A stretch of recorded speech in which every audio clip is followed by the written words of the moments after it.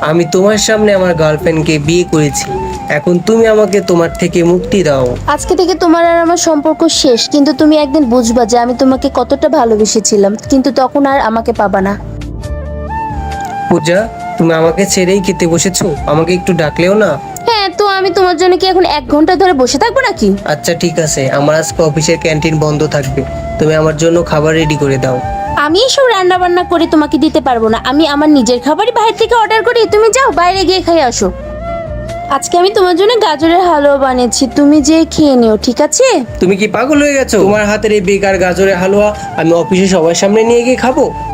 এই শোনো না, আমার ফাইলটা খুঁজে পাচ্ছি না, একটু বের করে দাও না। তুমি কি পেয়েছো? তুমি শুধু আমাকে অর্ডার দাও কেন? আমি কিচ্ছু করতে পারবো না তোমার কাজ।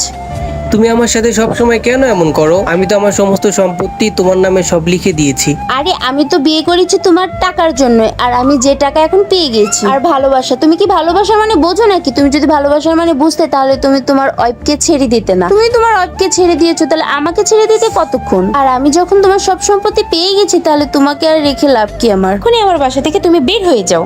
আমাদের ভিডিও ভালো লাগলে লাইক এবং সাবস্ক্রাইব করে যাবেন।